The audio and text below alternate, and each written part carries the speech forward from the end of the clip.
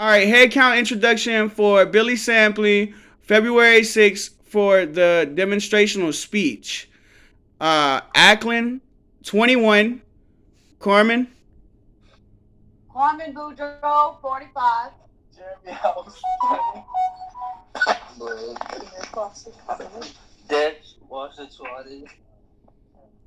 Ashley Boyette, 23. Kristen Hall, 20. I'm okay. All right, Greg, I'm 20. It's alright. all right, Mindy, It's alright. 34. Brenna, 26.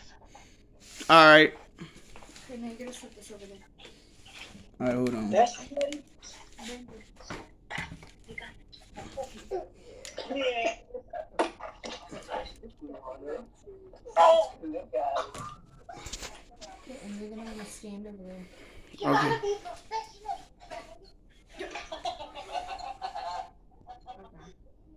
Good? Yeah, go ahead. Okay. When thinking of a rat, what do you usually think of? Gross gutter inhabitant, something stinky, smelly, nasty. Usually something that people would associate with like New York City, running around the streets, eating everything. But what if a rat could be silky, soft, loving, smell good, want to cuddle with you? For the last 4 years, I have always attempted to constantly own a rat, study what they do. During this speech, you're going to learn how to clean the cage, do their weekly care, figure out how to maintain the good smelling part so you can kind of get rid of that nasty image that, most people get. So the first thing you're going to want to do is remove the rat from the cage, definitely.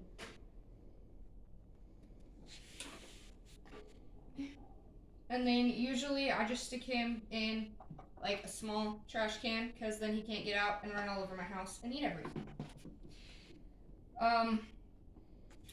You're gonna want to remove all of the contents. All the cages are different. Mine, you just pop the top off. It's really easy.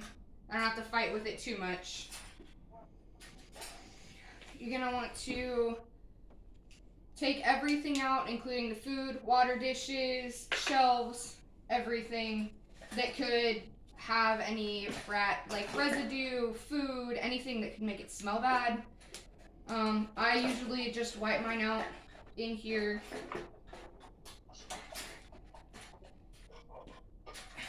You're gonna want to have I use grocery bags, anything really that you can dump the bedding into, because you're gonna want to be able to take it out right away, or it's gonna not smell so pleasant in your trash can. It's not great.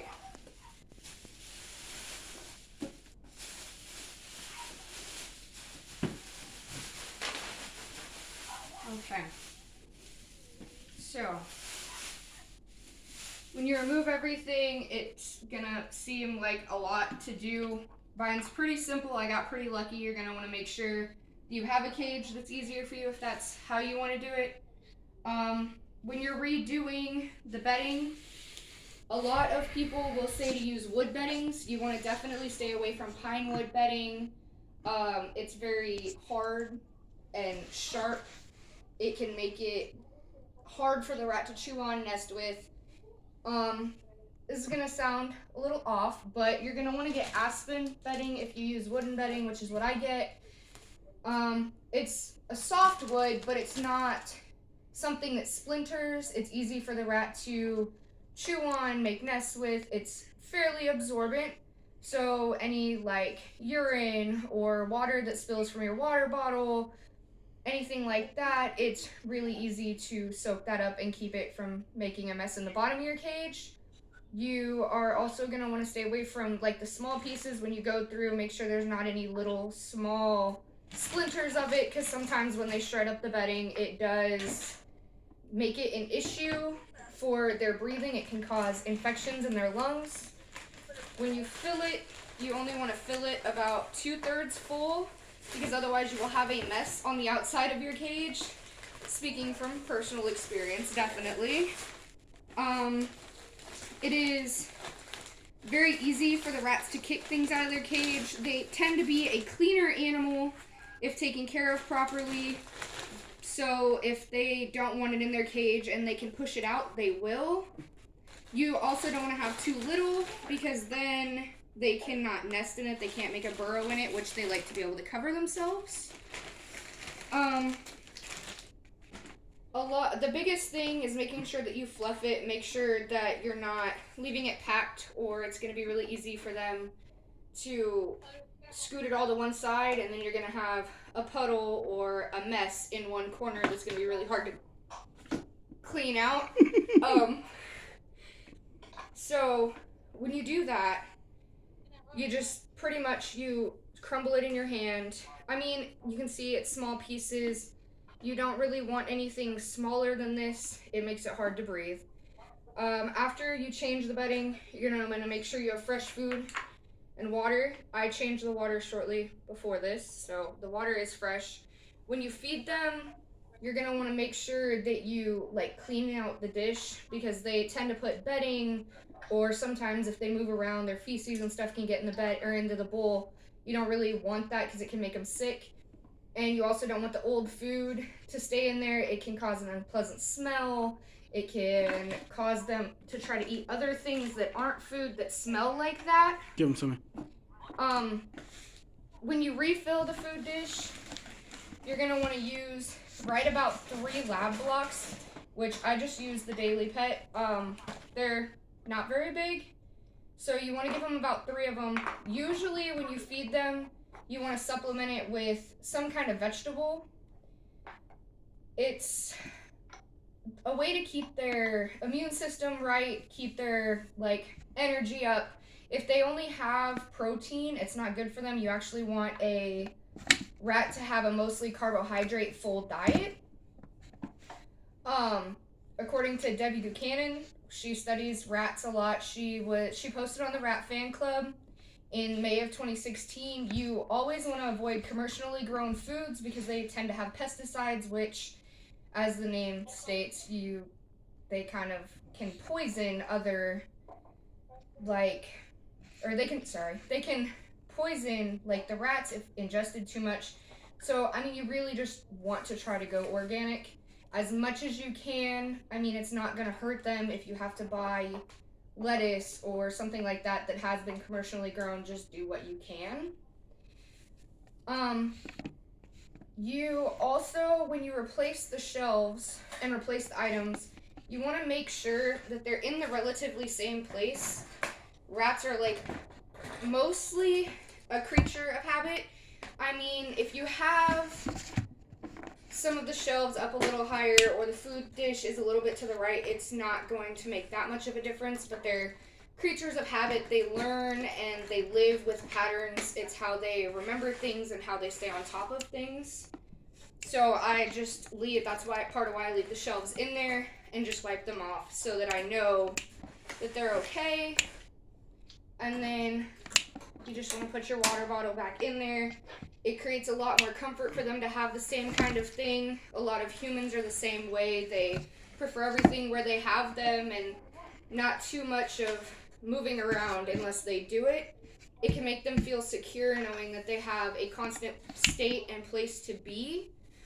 You want to make sure that everything is snapped on good and tight, because any loose or falling shelves not only can cause harm to the rat, but it can also cause anxiety. Rats have a lot smaller hearts than humans, so it can really bother their nervous system, which can make them either sick or potentially die from being too nervous.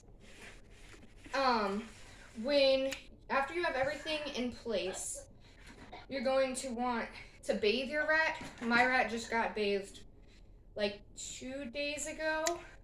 When you bathe him, when you bathe him, you're going to want to make sure that you use a soft baby soap, or preferably a rat soap, but they're really hard to find and quite frankly kind of expensive. Anything that's water-based is healthy for the rat, mostly because with a rat, they have a different kind of fur, and the oils in there can be stripped, and it can cause problems for the rat in growing and becoming secure, like keeping its hair so they don't get naked. They will get bald spots like humans. You want to use lukewarm water, something not too warm, but something not too cold either, because like babies, their skin is sensitive. So a good judgment on what kind of water to use would be to use your forearm to check the temperature. When you dry them, you're gonna want to make sure you use like a soft towel or wash rag, something that when you rub them, it's not gonna pull their fur. I always use like a gentle baby washcloth, something along that line. After you bathe them, you're gonna want to put them back in the cage and give them time. After you put them back in the cage, you are gonna want to leave them alone for a little bit. Rats they familiarize their homes with their own smell. So after you wash them and change their cage, their smell's gone. They're gonna want to crawl around, figure out what's going on, why they can't smell themselves. That's why you only want to do it about once a week, because then if you do it too often, it will cause an issue of they'll feel homesick, which can actually make them feel not so great. They will start to get stressed out, worry themselves. So after you get everything taken care of and you get them adjusted, you put them back, you'll want to get rid of the old bedding, take care of that. You want to take that outside right away. If you had them in a container, chances are they've used the bathroom in the container. You're going to want to wash it out, take care of that. Otherwise, you're pretty much done. During the last few minutes, I hope that you learned a little bit about how to care for a rat weekly, and that now when you think of a rat, you don't think of something that's crawling out of the gutters in New York City. Maybe you think of something that you might not be able to snuggle with because some people just aren't that close with them, but something fluffy that, would like attention and doesn't just want to be viewed that way. So I guess the best way to put it would be kind of trying to understand what a rat has to offer in better light once you realize that there can be clean and pleasant animals. And if you want to, you can share the blessing with other people.